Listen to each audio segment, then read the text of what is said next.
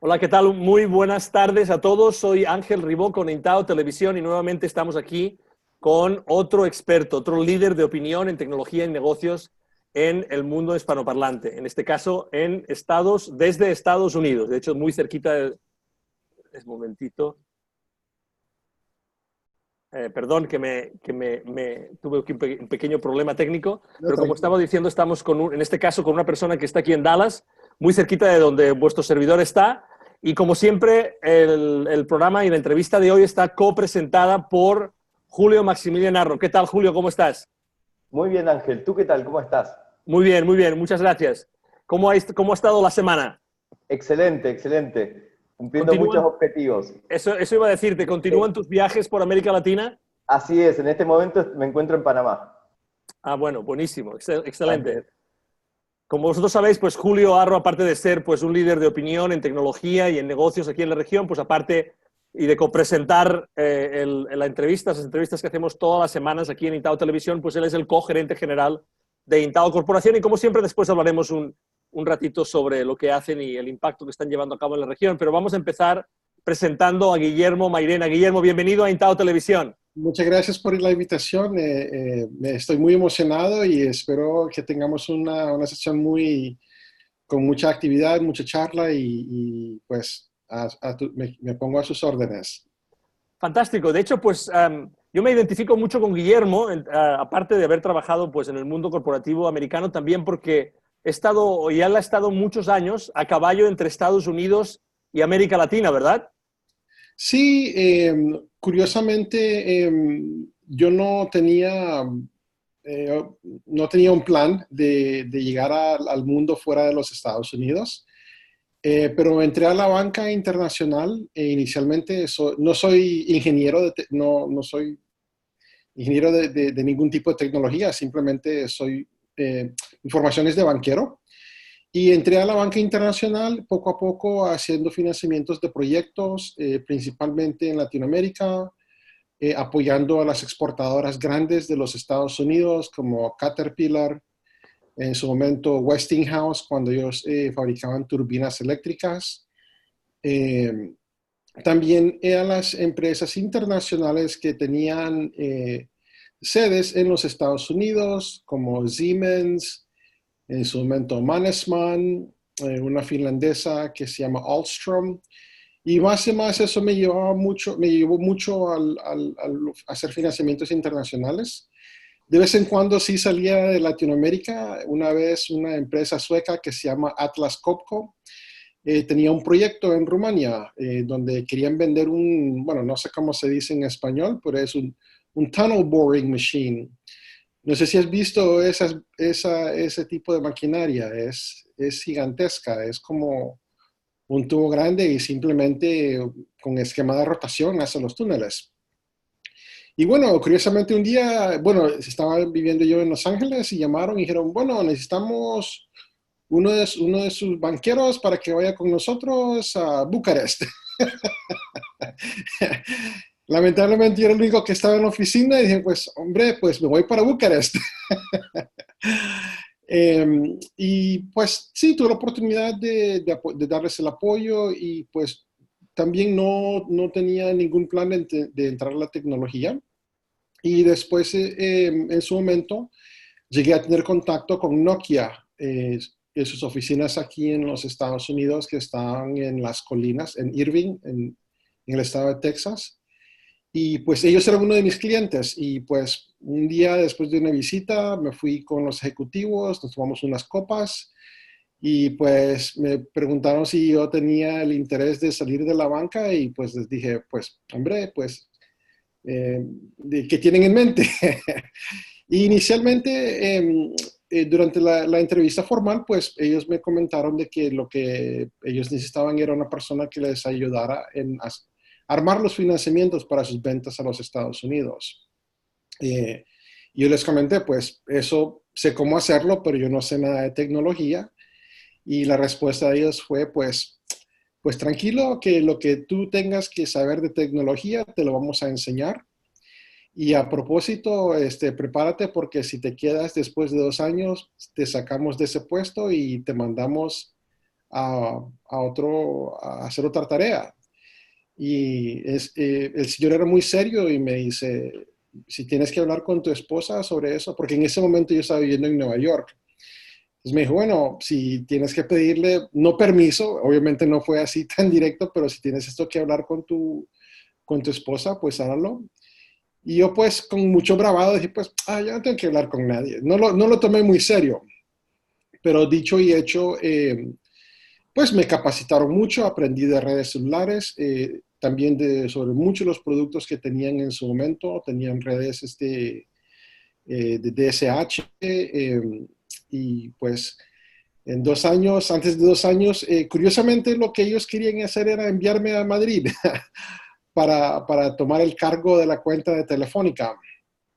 Pero en su momento las cosas no estaban bien y pues pasé un tiempo en México con el gerente de país por 3 años y pues yo lideré las ventas que llegaron pues, a culminar en las primeras ventas de redes para lo que hoy día es América Móvil. Entonces, en su momento, pues tuvimos la oportunidad de conocer al señor Carlos Slim, que fue muy, muy interesante también. Después de esa etapa, creo que hice una tarea y en su momento, pues, el liderazgo dentro de la empresa había cambiado para el grupo Telefónica. Y sí me mandaron a España en la primavera del 2004.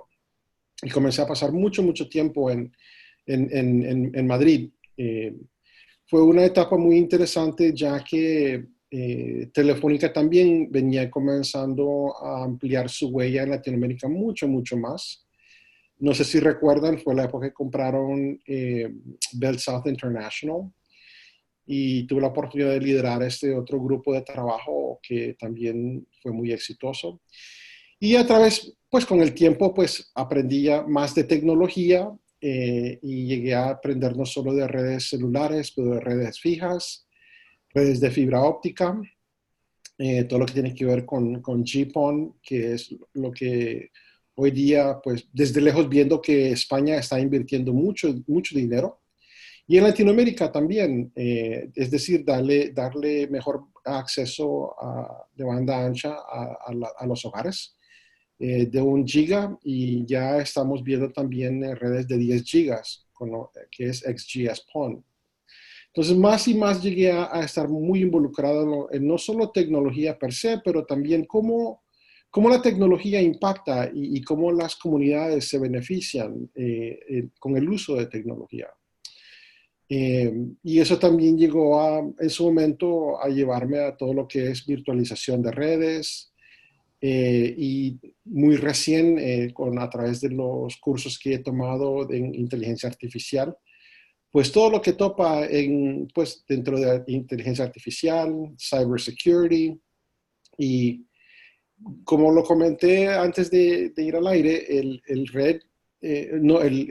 la rapidez del cambio que está ocurriendo hoy día en tecnología es muy impresionante. Lo vemos como todo lo que tiene que ver las aplicaciones de inteligencia artificial impactan nuestra vida en cosas que muchas veces ni lo pensamos.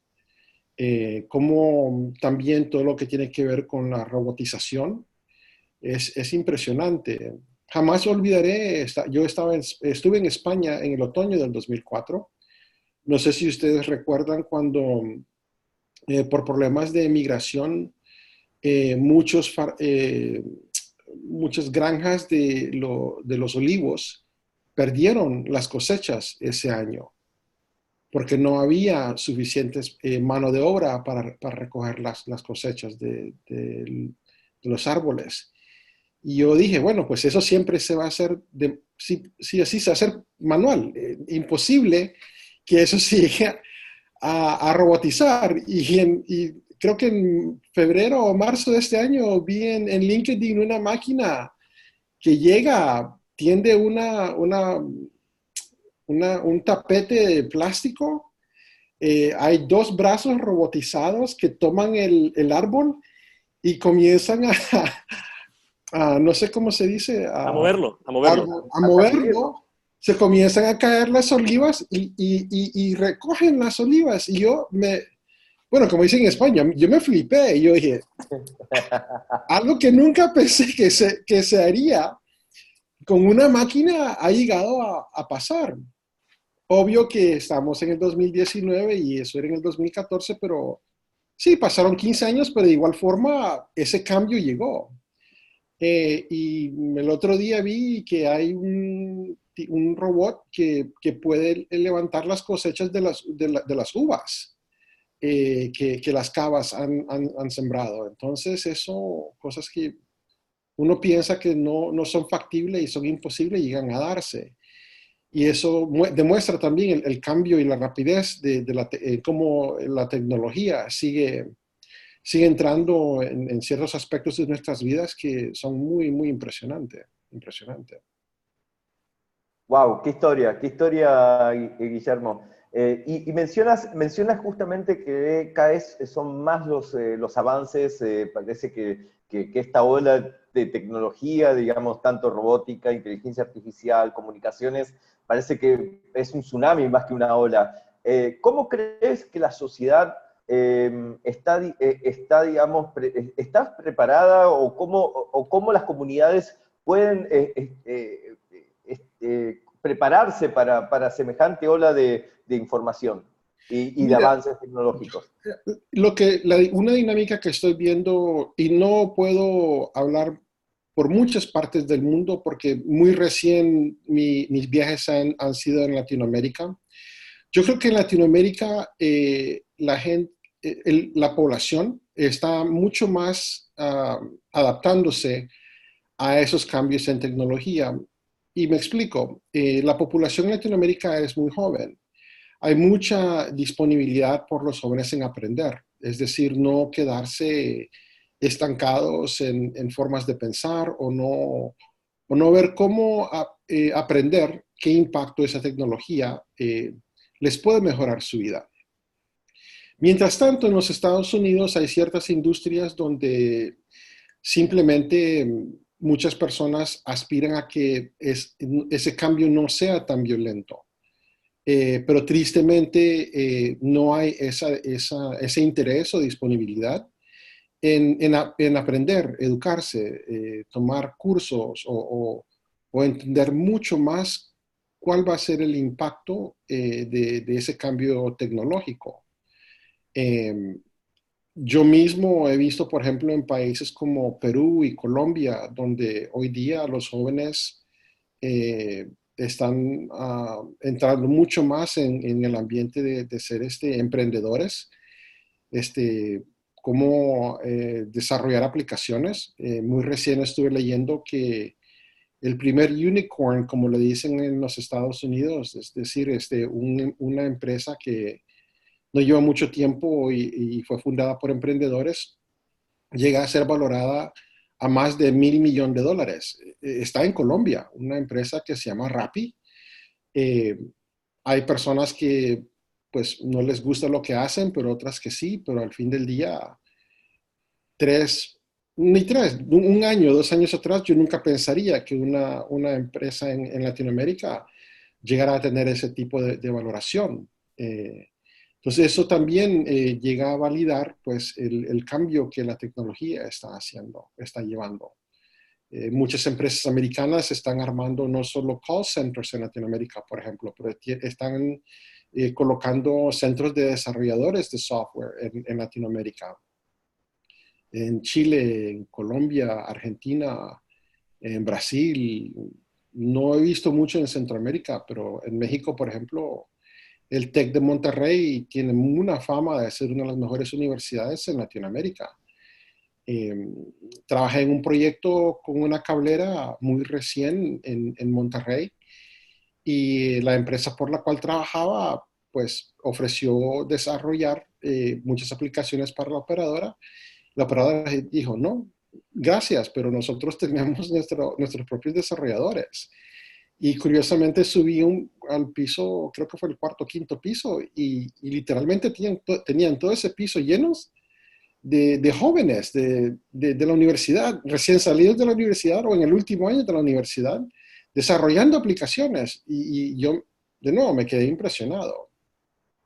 Y eso es... Veo, Guillermo, que has trabajado como en muchos, en diferentes sectores, ¿no? Que has atendido diferentes sectores. Podríamos decir que quizá las telecomunicaciones ha sido a lo que más experiencia has ido ganando en los últimos años, Guillermo. Sí, bueno, los últimos 20 años, sí, en redes celulares, redes fijas, redes de PON. Muy recién las actividades de inteligencia artificial las llevo pues dándole un asesoramiento a una empresa finlandesa. Han desarrollado una aplicación de cómo mejorar el reclutamiento virtual. Y bueno, la empresa lleva ya más de 5 años, han tenido cierto nivel de éxito en Suecia, Finlandia, Dinamarca, tienen una base de clientes muy, muy buenos. La empresa se llama Talent Adore. Tienen un buen grupo de desarrolladores de software que siempre están mejorando los algoritmos. Y pues yo conozco uno de los fundadores y uno de los fundadores me pidió que pues le ayudara a hacer un estudio de mercado, ver qué obstáculos posiblemente tendrían a entrar al mercado de las Américas, principalmente pues los Estados Unidos. Como ustedes lo pueden apreciar, una empresa europea que quiere pues llevar su éxito hacia el mundo, lo lleva a dos países, o a los Estados Unidos o China. Ahí es donde sí o sí es la prueba fuerte. Y estos señores pues quieren, yo les estoy asesorando y viendo cómo entran a los Estados Unidos. Entonces ahí es donde entra todo mi aprendizaje y recién estudios de la inteligencia artificial, todo lo que tiene que ver con machine to machine learning, neural networks, deep learning, y es pues una área que más y más que veo, ese impacto va a ser muy, muy, muy fuerte en el futuro muy cercano y más allá, pues. Entonces me he desviado un poco de telecomunicaciones. No, no, pero Guillermo, no, y es un excelente punto el que menciona. ¿Dónde crees que van a ser las próximas áreas donde Deep Learning o Machine Learning o lo que sería el paraguas de inteligencia artificial va a tener la próxima gran huella en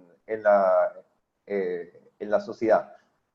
Pues mira, yo creo que más y más vamos a llegar a ver el uso de la robotización.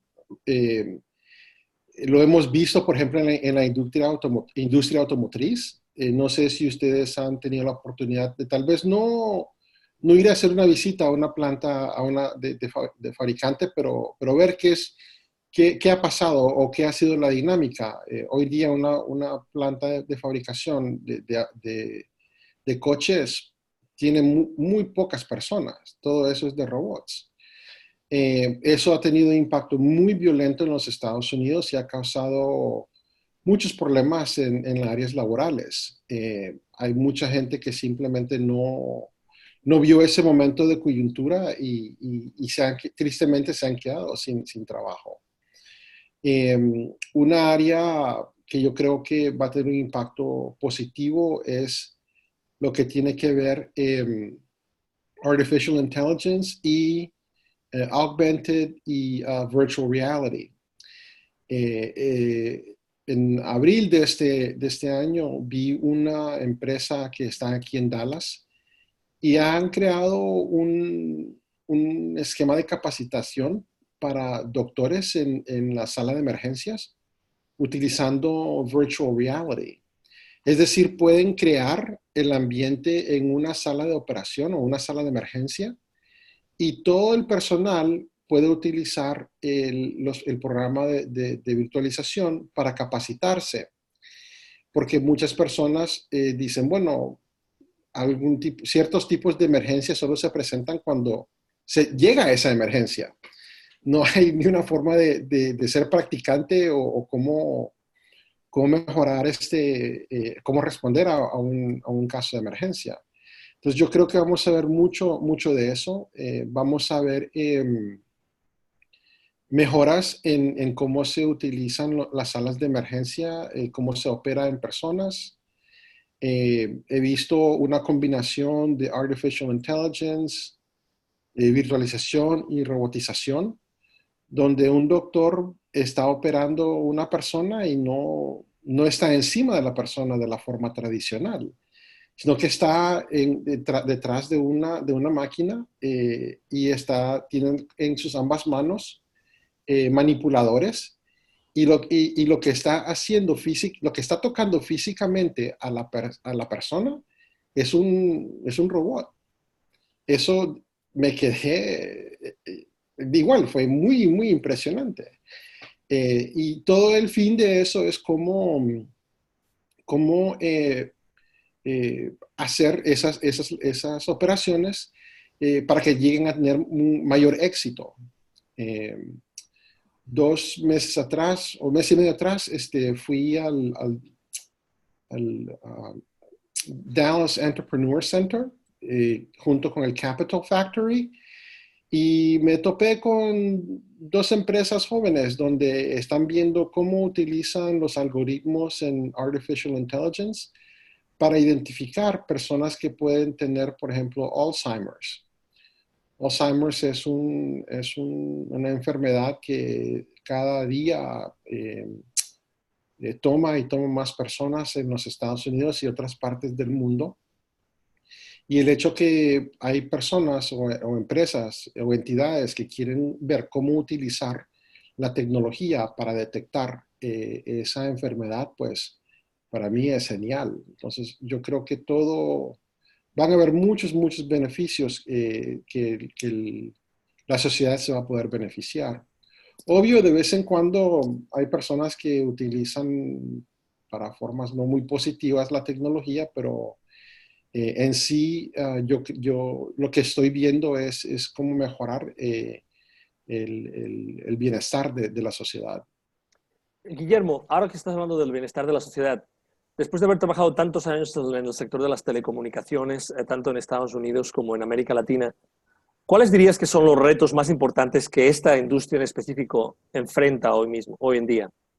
El de telecomunicaciones, Sí. yo creo que más y más las operadoras tienen que ver cómo crear servicios de valor agregado. Ya el servicio de voz, que era el servicio tradicional, ya ha llegado a ser marginalizado. Y eso se puede ver con aplicaciones como WhatsApp o Skype o otras donde simplemente uno utiliza la red entre comillas, pero cuando uno hace una llamada de IP con WhatsApp, la operadora no está facturando una llamada de voz per se. Curiosamente, esto en su momento cuando yo estaba en Nokia era algo que le tratamos de aconsejar a las operadoras, cómo crear servicios de valor agregado, y se los decíamos, no les gustaba mucho, pero se los decíamos.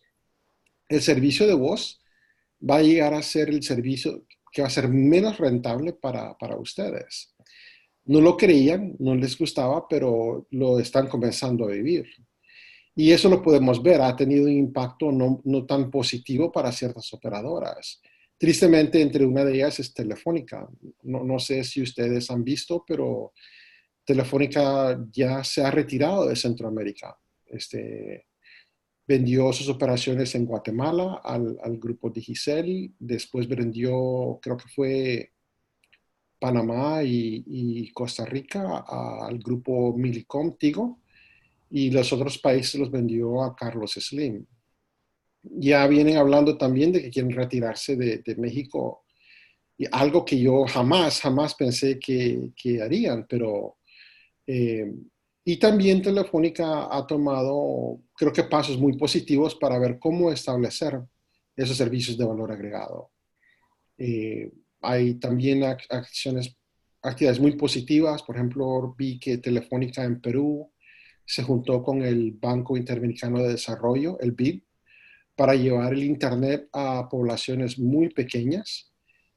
¿Por qué? Porque ya se ha comprobado, por ejemplo, aquí en los Estados Unidos, las comunidades pequeñas o que han tenido sus bajas, cuando llegan a tener conectividad de Internet, eso llega a tener un impacto muy positivo en en fomentar actividad económica Cuando se fomenta actividad económica, eso crea empleo a través de muchos niveles. Emprendedores entran, crean más empleo. Y ahí es donde yo posiblemente veo Telefónica tomando como un liderazgo. Perú fue como el primer caso. Ojalá lo lleguen a replicar. Y esas son las actividades que creo que las operadoras tienen que comenzar a llegar. Porque si no lo hacen, simplemente sus redes van a ser como un tubo de datos que simplemente es utilizado o optimizado y valorado por las entidades que llegan a crear los servicios de valor agregado. Y eso lo veo, pues, Telefónica contrató a una persona unos años atrás, se llama Chema Alonso, no sé si han escuchado de él, pero él es muy visionario, él siempre está empujando mucho a la empresa para llegar a la vanguardia. Porque para mí no es sano que ninguna área o región o país se quede con solo uno o dos operadoras. No es sano tener duopolios, eso no es competencia. Mucho mejor tener más competencia. Pero regresando al tema, ¿qué es lo que tienen que hacer las operadoras? Es ver cómo crear ese valor agregado para que su negocio sea rentable. Sí, es muy cierto, Guillermo. ¿Y cómo ve la región latinoamericana con respecto a la adopción de tecnología, al desarrollo tecnológico? Si bien no es Silicon Valley, no es China, pero ¿cómo ve la región latinoamericana respecto a los avances tecnológicos y al desarrollo de tecnología? Pues mira, yo veo, bueno, no sé si tal vez aquí me estoy poniendo fecha, etiquetando fecha, pero yo recuerdo en su momento, Chile era el país más avanzado en Latinoamérica. Chile fue el primer país que tuvo su red de GSM. Las universidades en Chile estuvieron en la vanguardia en enseñando cómo desarrollar software. Y en su momento, no sé si ustedes recuerdan, pero IBM llegó a Chile y puso un centro de desarrollo en Santiago. Yo veo, por lo que he visto, ambos gobiernos y empresas han tomado iniciativas para crear ese tipo de ambiente en muchos países. En su momento, cuando yo estaba en Nokia en cada país en Latinoamérica y a nivel global, 2 veces al año hacía hackathons, donde invitaba a los jóvenes universitarios y todo el tema de desarrollar software. Llegaron a hacerlo pues más y más. El país que yo creo que tomó la batuta después de Chile fue Colombia. Ya después que se calmó el ambiente donde no había mucha inquietud sobre temas de seguridad, la ciudad de Medellín fue la que tomó el liderazgo. Muy recién el presidente de Colombia estuvo en Silicon Valley, donde hizo acuerdos con Microsoft, Oracle, y todos llegaron a acuerdos de invertir más. No necesariamente en fierros en Colombia, es cómo desarrollar la mente de los jóvenes en las universidades. Brasil también ha avanzado mucho. Argentina, a pesar de sus picos y valles en la economía, por ejemplo, Córdoba es una ciudad universitaria, igual como Monterrey en México, y hay muchos emprendedores y desarrolladores de software en Argentina. Yo personalmente tengo un amigo mío que, bueno, trabajamos en Nokia juntos y hoy día él es el presidente ejecutivo de una empresa que se llama Intiv. Y Intiv nació en Polonia, él tomó el liderazgo de la empresa muchos años atrás y ellos tienen un centro de desarrollar software en Argentina, en Córdoba. Entonces, hasta empresas de Polonia miran hacia Latinoamérica y miran el potencial de Latinoamérica e invierten tal vez no en toda la región, pero en países. Entonces, yo veo me siento muy orgulloso de ser latino y veo muchas actividades positivas que la región está llevando. Obvio que no todo es perfecto, pero poco a poco diferentes países entran y los veo muy dedicados y muy empeñados no solo a mejorar la educación, pero dar las herramientas a, a los jóvenes, a los emprendedores. Y por otro lado, también yo he visto los que llaman los fondos de inversión, los venture capitalists de Silicon Valley. Todos tienen una oficina local en México, Colombia y Brasil. Creo que tal vez hasta en Argentina también. Entonces, ellos ven también el potencial que la región trae. Y ese nivel de inversión, pues, es como una ola y mis expectativas, o no expectativas, mi esperanza sería que eso también levanta el bienestar económico de todas las... Justamente me permite eso, me das pie justamente para hablar del proceso de transformación digital que la región pues está viviendo, ¿no? Y el papel que Intao Corporación pues tiene justamente en el papel de liderar la transformación digital Sí, hoy en día, ¿no? Hace más de 15 años que empezaron pues, en Estados Unidos y en América Latina posteriormente, en el sector financiero principalmente, pero pues después derivaron al sector entretenimiento, al sector de bienes raíces, de alimentación, etcétera. ¿Cómo dirías, Julio? ¿Cómo dirías, Julio, tú que lo vives cada día, que todos los días estás a caballo entre Estados Unidos y América Latina también en procesos de transformación digital? ¿Cómo ves tú la inversión que está habiendo en la región? No, es muy interesante, es muy interesante. Hay inversión, hay actores que han invertido más en estos últimos años, otros no tanto. Hay una cierta disparidad y hasta incluso bueno, ponen en situación de desventaja a estos actores que capaz que están un poco más atrasados en lo que es inversión para, digamos, la transformación digital. Y lamentablemente a veces no necesariamente es por cuestiones económicas, sino que muchas veces hay una barrera cultural de las organizaciones en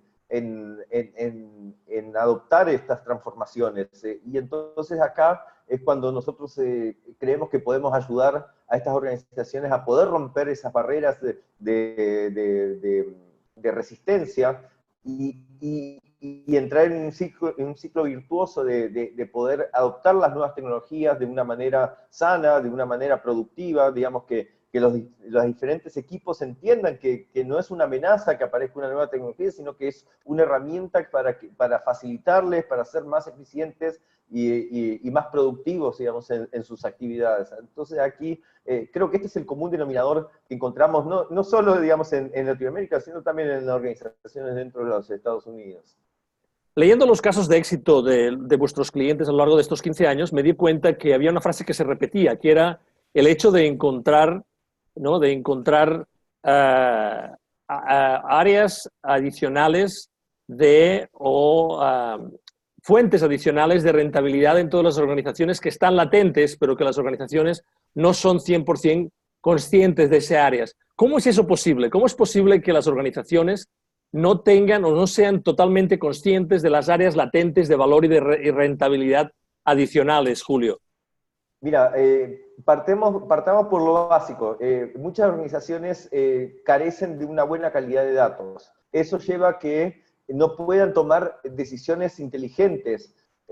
Hay mucho valor que está latente, que está oculto en los datos y que las organizaciones desconocen, digamos. Que muchas veces cuando alguien viene de afuera y de haber tenido experiencia, digamos, por muchos años y muchas veces en organizaciones similares, uno puede recomendar y puede empezar a hacer ese trabajo de descubrimiento y las expresiones de asombro son muy interesantes, ¿no? De que de repente les enseñamos, hey, mira, digamos, tú aquí tienes unos hilos de datos que no estás explotando, es como tener un yacimiento de petróleo bajo tu terreno y que tú desconoces que está el petróleo ahí, pero bueno, te ayudamos a hacer la perforación y a poder explotar ese petróleo. Lo mismo sucede con los datos. Están ahí los datos, el valor está ahí, y nosotros simplemente ayudamos, acompañamos a las organizaciones a poder sacarle valor. A partir de ahí es como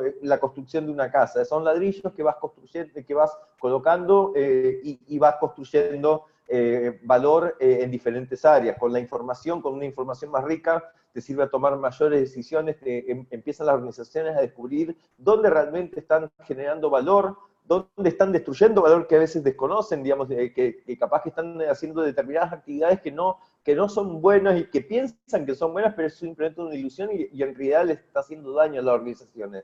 Ahí entonces nosotros ayudamos para que justamente con la información empiezan a descubrir realmente dónde tienen que enfocarse, dónde tienen que corregir, dónde hay oportunidades de mejora, y así entonces eso se transforma, digamos, después en una rentabilidad global, que después en el estado de resultados de las organizaciones se ve claramente, y realmente cuando las organizaciones hacen los estudios de, bueno, ¿cuál fue el retorno de inversión de nuestros servicios? Los retornos son múltiples. Y otra de las métricas que me ha llamado muchísimo la atención es el hecho de conseguir o incluso garantizar que se generan hasta 0 errores en todo lo que son las operaciones financieras, ¿no? Así es. ¿Qué impacto tiene el hecho de que se generen justamente 0 errores en las operaciones financieras en cualquier tipo de organización en la región, Julio?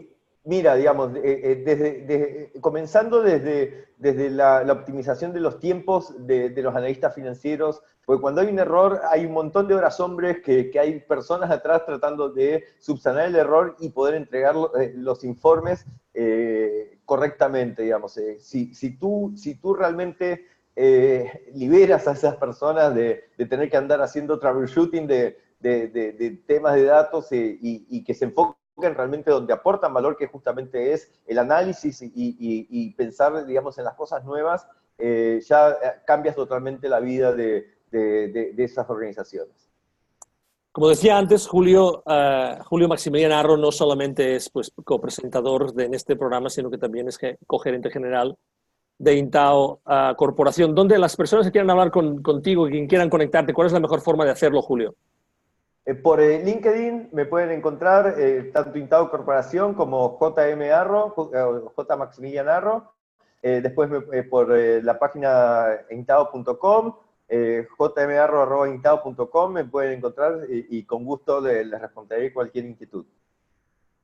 Muchas gracias, muchísimas gracias, Julio. Guillermo, hay algo que nos ha llamado la atención y de hecho somos extremadamente escrupulosos cuando elegimos a las personas que lideran la región desde el punto de vista de negocios o tecnológico, como en tu caso, pero además que tengan esa parte humana, ¿no?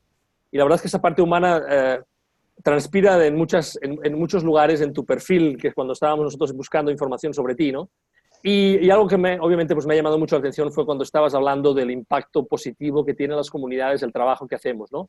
¿Cómo has vivido tú durante toda tu vida en la región? ¿Cómo has vivido tú ese impacto de la tecnología en la vida de las personas cada día?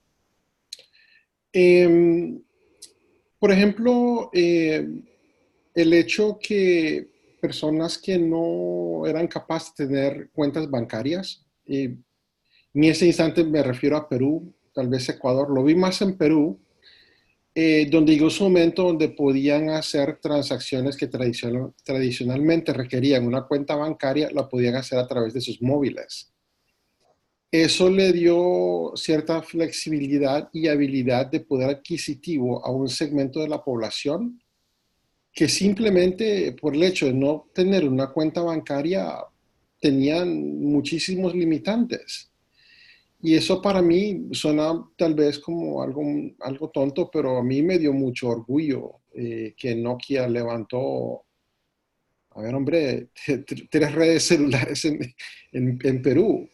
Entonces, para mí personalmente llegué a pasar mucho tiempo en Perú también. Y yo lo veía. Yo soy de esas personas que no me las paso en el despacho o en el hotel. Yo salía a la calle y verlo con mis propios ojos, eso, lo digo, fue muy impactante. En su momento, la penetración celular en Perú era el 2%. Y no me refiero que era En el tiempo atrás, esto es muy recién, durante los últimos 14 años, 13 años. Y dentro de ese lapso, la penetración celular en Perú hoy día, no sé si ha llegado al 100%, pero más y más esa habilidad de darle cierto acceso a personas que no tenían esa habilidad, eso a mí me ha dado mucho, mucho placer personal en haber estado en una empresa que llegó a agilizar y fomentar ese tipo de beneficio al pueblo. Guillermo, ¿cuál es la mejor forma de conectar contigo, de contactar contigo? Conmigo es siempre LinkedIn. Yo no tengo muchas, no ando por todo el mundo de las redes sociales. Es Guillermo Mairena en LinkedIn. Hay, si no recuerdo mal, 3 o 4 Guillermo Mairenas, pero yo soy el único que está en Dallas, Texas, en los Estados Unidos. Es la mejor forma. Excelente. Bueno, pues muchísimas gracias por estar con nosotros, Guillermo. No, ha Muchas sido un gracias, tremendo Guillermo. placer. Un tremendo placer y les deseo un buen fin de Placer. semana. ¿Eh? Para usted también, Guillermo. Muchísimas gracias. Gracias, gracias. Exacto, muchísimas gracias. Bueno, muchas gracias a la audiencia, muchas gracias a todas las personas que nos ven en redes sociales, en LinkedIn, en YouTube, en Facebook, en Instagram, en todas partes. Muchísimas gracias por estar con nosotros como siempre. Confiamos que hayáis disfrutado de esta conversación con Guillermo Mairena. Como decía antes, otra vez otro líder de opinión. Habéis visto que le apasionan las historias de los ciudadanos, de las personas de la calle, después de todo lo que está haciendo y de todo el impacto tecnológico que las compañías con las que ha estado trabajando pues, ha llevado a cada una de las partes de la región. Y pues seguramente que la habéis disfrutado de esta conversación tanto como nosotros. Muchísimas gracias por estar con nosotros nuevamente y os esperamos en una próxima entrevista con otro líder de opinión aquí y de desarrollo tecnológico en la región. Un abrazo a todos y que tengáis un buen día. Hasta luego. Muchas gracias. Hasta luego. Chao, chao.